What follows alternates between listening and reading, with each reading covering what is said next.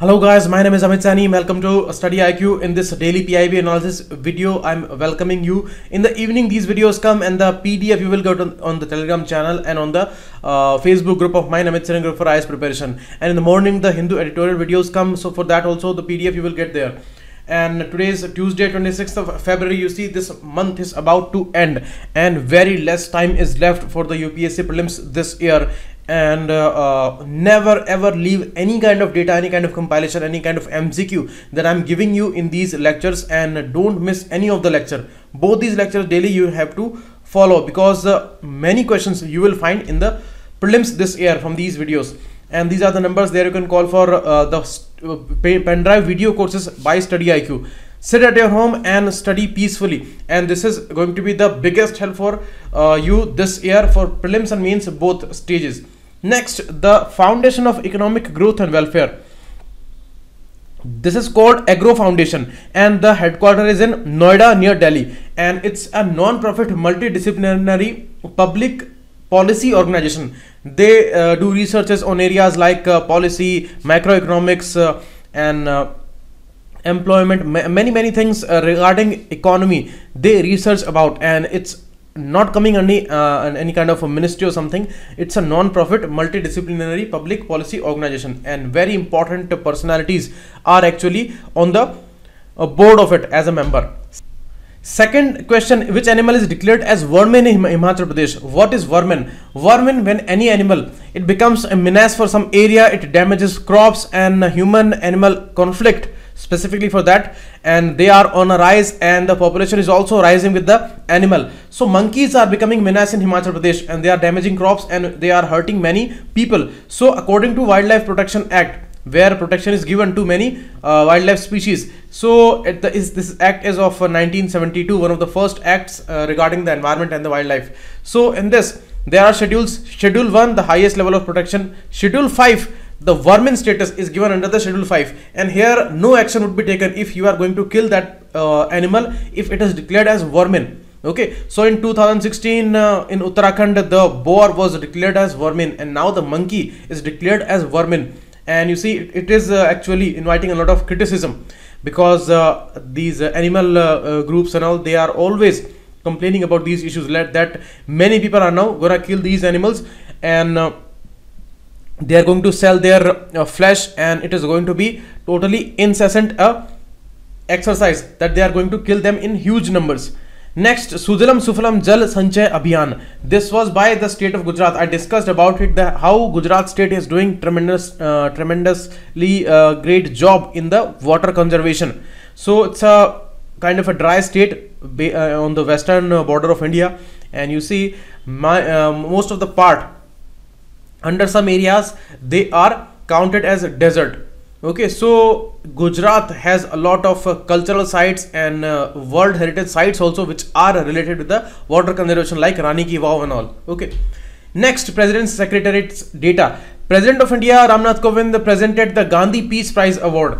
These prizes were announced last month, and they are for 4 years, 15 to 18.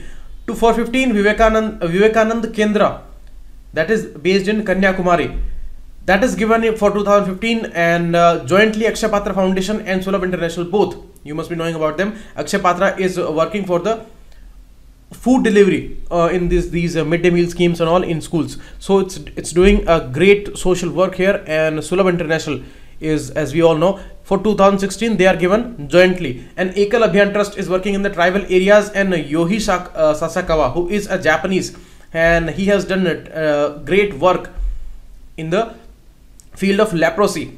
Okay, so 2018 award is given to Yohei Sasakawa, and it is a Gandhi Peace Prize. So it is about the life of Gandhi, the learnings of Mahatma Gandhi. Many people have followed him, and many great personalities like Nelson Mandela, Martin Luther King, they are the ardent followers. They were the followers.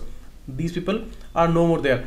Vivekanand Center, as I told you, self-help, sustainability, development throughout the country. They did great work in the tribal communities and all. Akshay Patra Foundation, as I told you, to remove hunger and enhance nutrition, it is working. Sulabh International, the founder is Dr. Bindeshwar Pathak, and it's sanitation work totally, and that's the most important thing under Swachh Bharat Abhiyan. If you understand this phenomena, and it is going on before the Swachh Bharat Abhiyan, Sulabh International, and it is doing great work here. Okay, and all these Ekal Abhiyan Trust and Yohi Sasakawa, as I told you.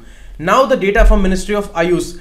Ayush actually is a ministry taking care about the Ayurveda, Unani and Siddha, homeopathy, all these alternative medicines and alternative health systems work. And this is a particular ministry that this government had launched. And now this Ministry of Ayush, actually they started this collaboration with the WHO, with the PCA agreement. Okay, what was that agreement? It was project collaboration agreement in 2016, and it was for 4 years.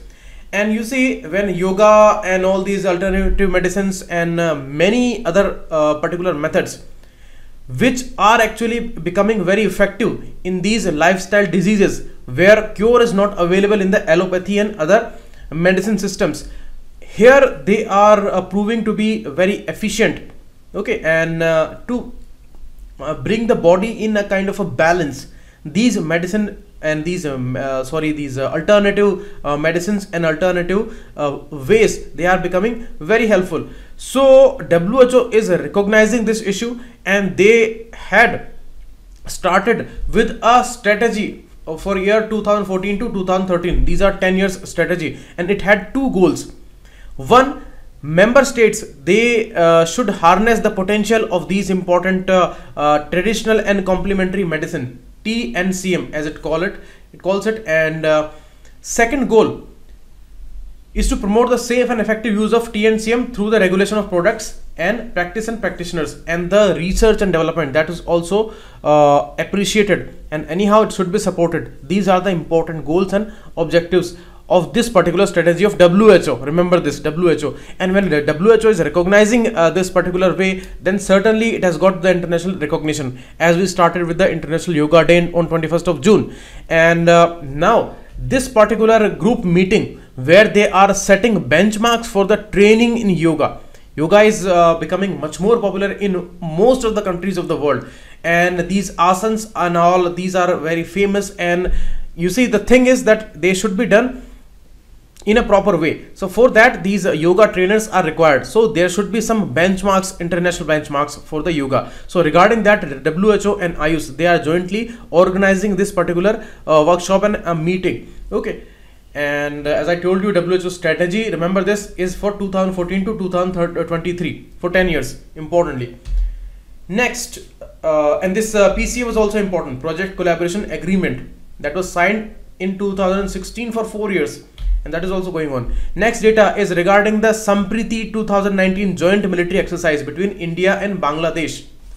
Okay, these names are very specific, where some military exercise, naval exercise and all, these are going on with some other countries for India, and specific names are given for that. Okay, so Sampriti is for Bangladesh.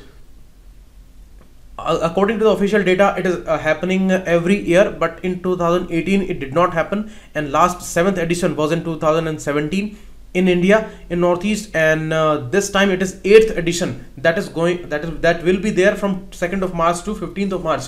Will be conducted at Tangail, Bangladesh. Okay, alternatively, they are actually done in these countries. Once it is in India, second time it is in Bangladesh, third time again in India. So alternatively, they are hosting these events, and actually, not events, actually military exercises, joint military exercises. And next, emphasis will also be laid for a greater cultural understanding. Okay, because these military exercises, these are happening not only for this particular purpose of security and understanding each other's capabilities and all, cultural relations are also very, very important. Okay, so that's important. Next, Ministry of Science and Technology data, 33rd Foundation Day. Ministry of Science and Technology is celebrating for the Department of Biotechnology. It is under this ministry, and biotechnology, as we all know, they are dealing with the molecular level, cellular level in our bodies, in plants bodies, and whether we talk about the transgenic crops, transgenic animals, or any kind of future genetic treatments for disease like cancer or diabetes or something like that, then all these things, all these researches are going on in the biotechnology sector. Whether that's a different fact that not much is done in India till now in the biotechnology sector as we call it very great, but certainly great certain good steps are taken by Department of Biotechnology and the BIRAC body.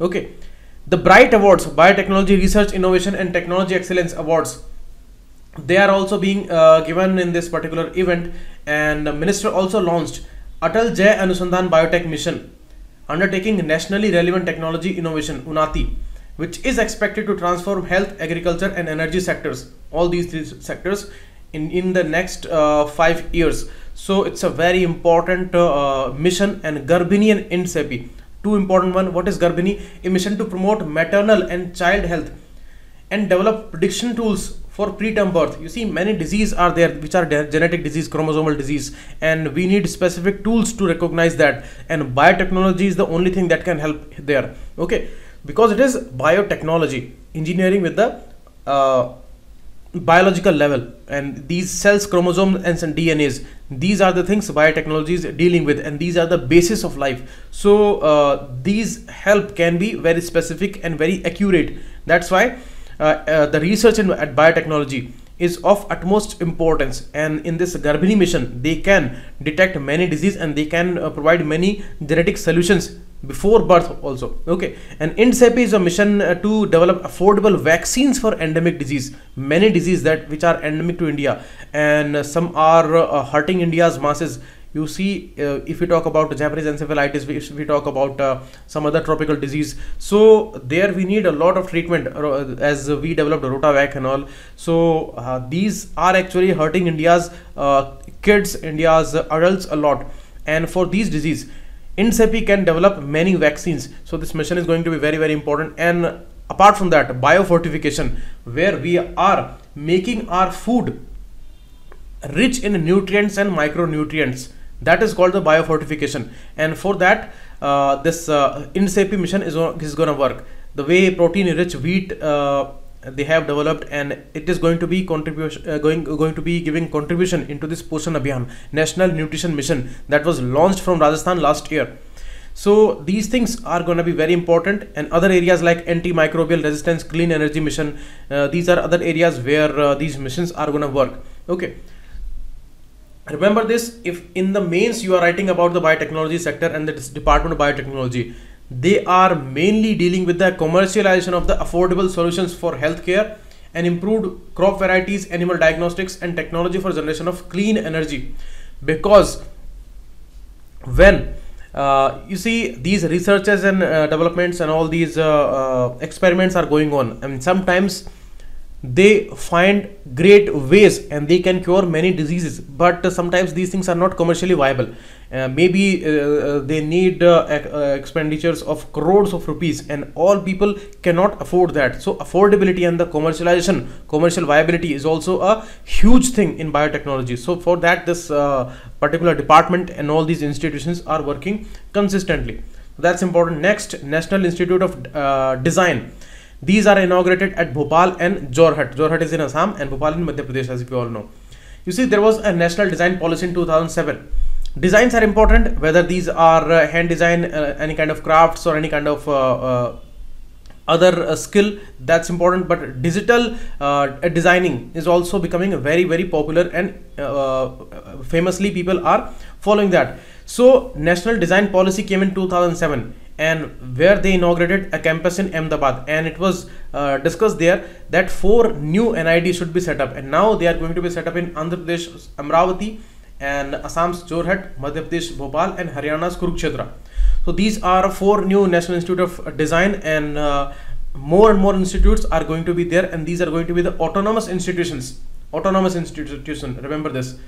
And these autonomous institutions are going to be under Department of Promotion of Industry and Internal Trade, DPIIT. And you see, this time this DPIIT is coming up with a lot of information, and many institutes and many initiatives we are discussing about DPIIT. So remember this can be a focus of UPSC this year, and this DPIIT is under Ministry of Commerce and Industry.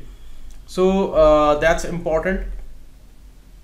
Sustainable design interventions for crafts, handlooms, rural technologies, small, medium, large scale enterprise, and outreach programs. These all things are adding to capacities, and you see always the digitized format of all these issues, skills and all these designs, it is going to be most important here.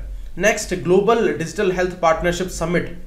India is going to host 4th Global Digital Health Partnership Summit.